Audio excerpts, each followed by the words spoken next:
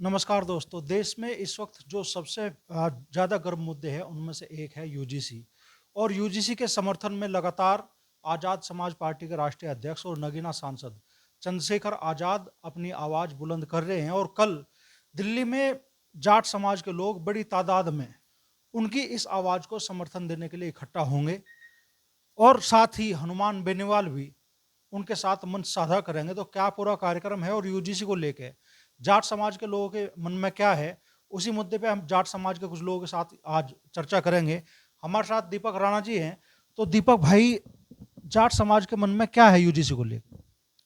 सबसे पहले तो मैं आपका धन्यवाद करना चाहता हूं कि आपने एक बड़ा ज्वलंत और समाज से संबंधित मुद्दा उठाया।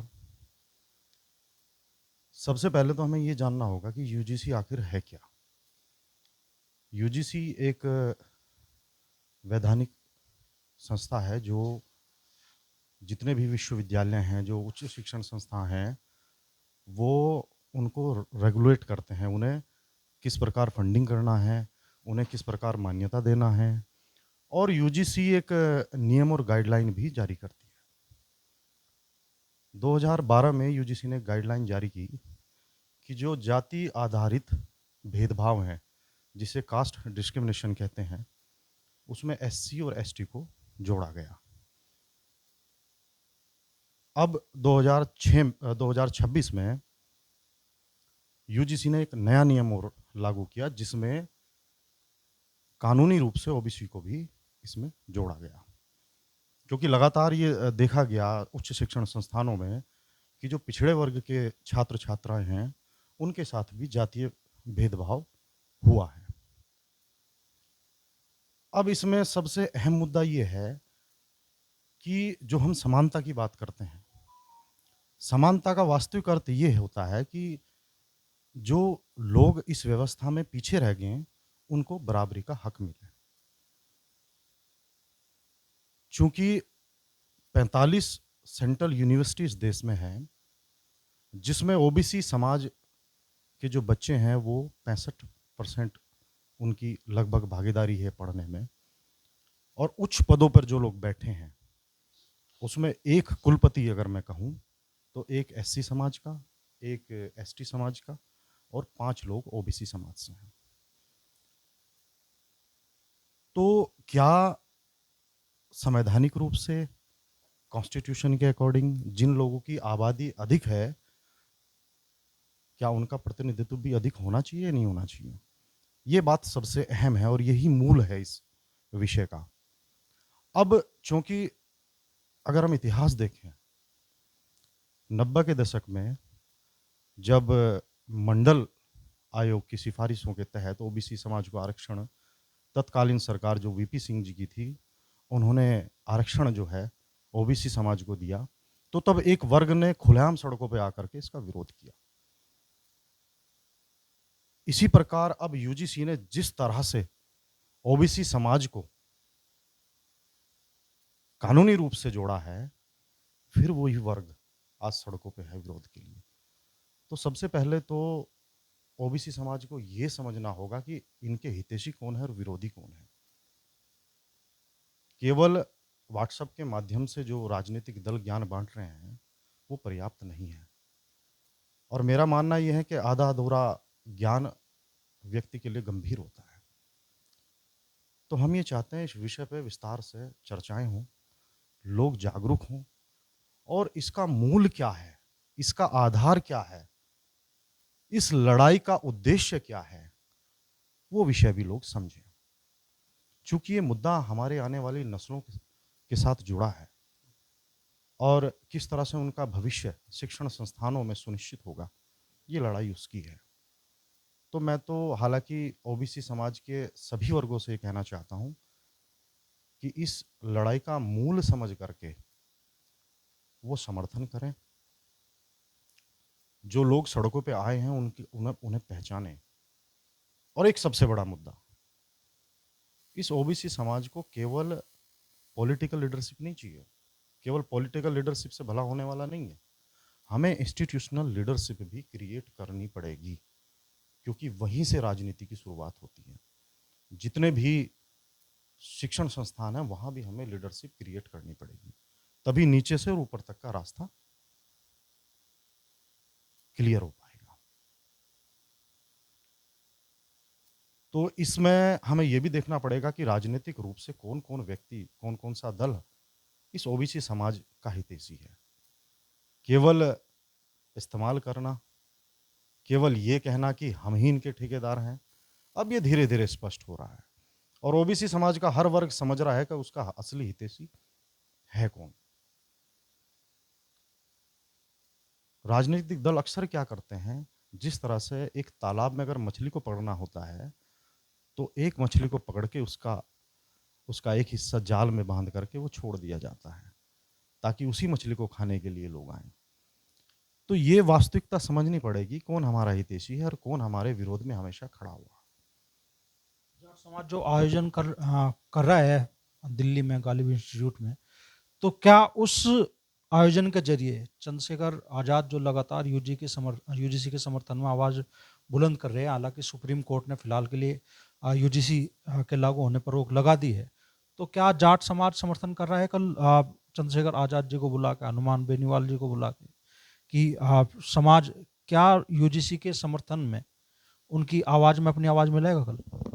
जी बिल्कुल, देखो मैंने पहले ही कहा है कि हमें अब हर एक उस व्यक्ति, चाहे वो राजनीतिक हो, चाहे वो सामाजिक संगठन चलाता हो, हमें ये देखना है कि हमारा असली हितैषी है कौन, हमारे मुद्दों को लेकर के कौन सजग है, कौन व्यक्ति है जो सड़कों से संसद तक हमारी आवाज़ उठा रहा है। तो हमें राजनीतिक रूप से भी और सामाजिक रूप से भी, चाहे वो किसी धर्म के हों, किसी जाति के हों, हमें उनका समर्थन करना है। और जाट समाज तो स्पष्ट रूप से ये समझ चुका है और कल 24 तारीख को गालिब इंस्टीट्यूट नई दिल्ली में 5 राज्यों से जाट समाज के जो प्रबुद्ध लोग हैं, वो इकट्ठा होकर के भविष्य की नीतियों को तय करेंगे कि किस प्रकार हमें यूजीसी के समर्थन में आगे नीति बनानी है, किस तरह से इस लड़ाई को लड़ना है।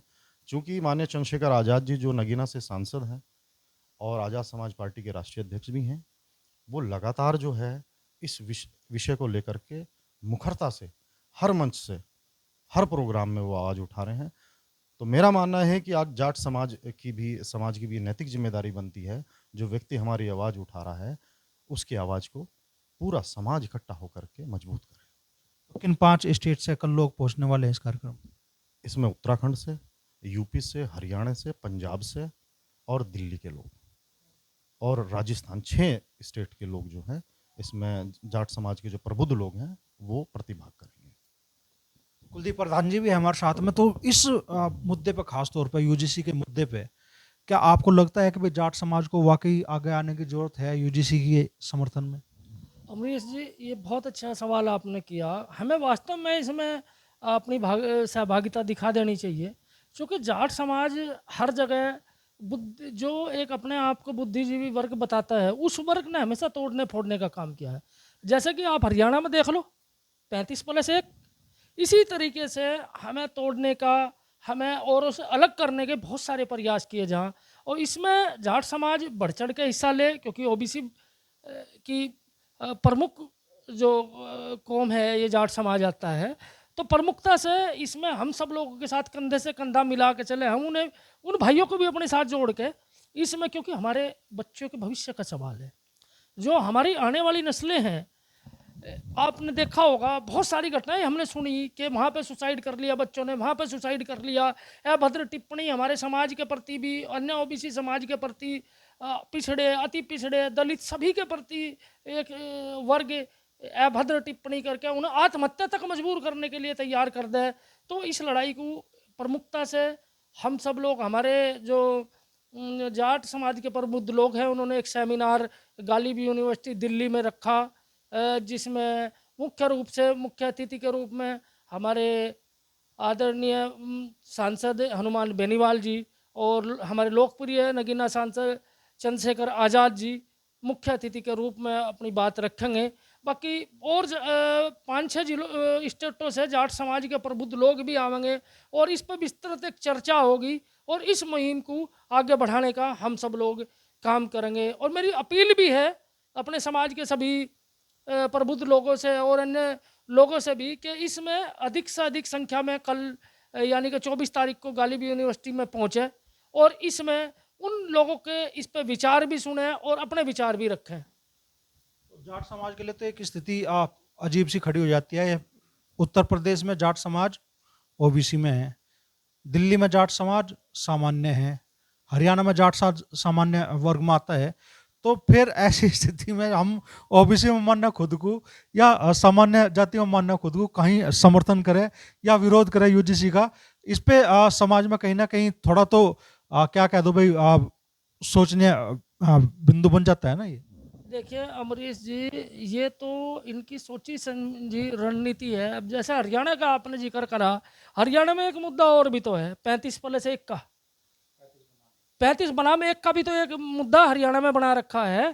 तो हम हरियाणा के साथी भी सब लोगों से जुड़ना चाह रहे हैं। सब लोगों को एक इस तरीके से जो नैरेटिव वहाँ फैलाया गया, राजनीतिक अछूत उन्हें बना दिया गया। बहुत सारा नुकसान हरियाणा में राजनीतिक तौर पर हमारी कास्ट को, जो जाट बिरादरी को हो रहा है। तो हम सब लोग, अच्छा रही, हम तो डिमांड करते हैं पूरे देश में हमें ओबीसी में रखा जा। हमारी तो साथ के साथ ये भी लड़ाई है कि हम ओबीसी में ही जो आरक्षण हमें केंद्र में भी मिले।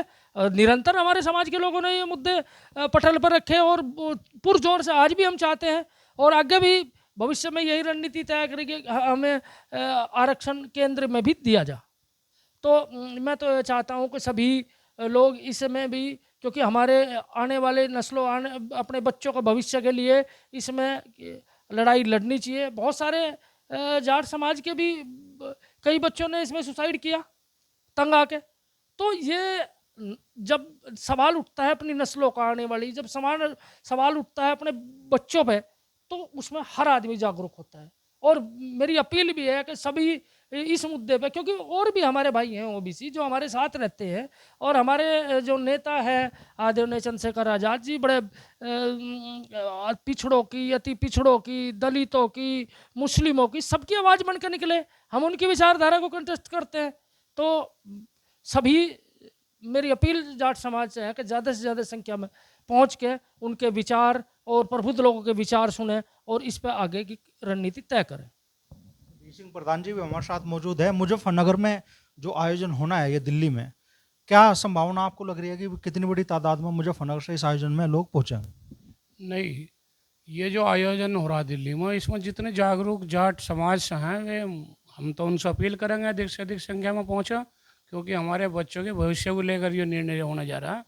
और रही अभी कुलदीप प्रधान जी ने कहा 35 बनाम 1 का वो चल रहा, ये तो इनका पहले से अंग्रेजों वाली नीति लेकर चल रही है सरकार, फूट डाला राज करा। वहाँ से इन्होंने, अब यूपी का चुनाव होगा, इनके बड़े बड़े नेता जाटों की शान में कसी दगड़ने शुरू कर देंगे। ये जब जाट इतने खराब हो, वहाँ तुम्हें ना 35 के खिलाफ करके खड़े हो रहे, यूपी में कहाँ ना जरूरत पड़ रही है जाटों की। तो ये तो इनका एक फूट डालने का। रही बात यह कि हमारे कुछ प्रदेशों में हमारे हैं सामान्य जाति में, लेकिन हमारे जो संगठन, जाटों के संगठन है, वे तो हमेशा इसके लिए आंदोलित है। वे मांग करते हैं अरे सरकार से कि भाई सब जगह हम केंद्र में भी इसका आरक्षण का लाभ मिलना चाहिए, हम पिछड़ी जाति में करे जा। आने वाले भविष्य में जब पिछड़ी जाति में कोई सरकार ऐसी आओगी, हम पिछड़ी जाति में करेगा, तो ये कानून जब हमारे काम आओगा। अब हम कोई ये थोड़ा है कि हम सामान्य का विरोध कर रहे हैं, हम किसी सामान्य या किसी के हितों पर डाका नहीं डाल रहे। हम तो अपने जो हमारे नेता हमारे लिए ये एक कानून को उसका समर्थन कर रहे, हम तो उनके समर्थन में अधिक से अधिक संख्या में पहुंचने का कार्य करेंगे। तो दिल्ली में बड़ा आयोजन ये होने जा रहा है कल गालिब इंस्टीट्यूट में, और पूरे देश से, क्या 6 स्टेट से विशेष तौर पे, राजस्थान, उत्तर प्रदेश, हरियाणा, उत्तराखंड और इन समेत दिल्ली, 6 स्टेट के जाट समाज के लोग कल पहुंचेंगे। और जिस तरीके से चंद्रशेखर आज़ाद लगातार यूजीसी के समर्थन में अपनी आवाज़ बुलंद कर रहे हैं, इन 6 प्रदेशों से जो जाट पहुंचेंगे दिल्ली में, वो भी उस आवाज़ को अपना समर्थन देंगे। और देखने वाली बात होगी कि इस आयोजन के बाद किस तरह का माहौल यूजीसी को लेकर इन 6 स्टेट में और पूरे देश में बनता है।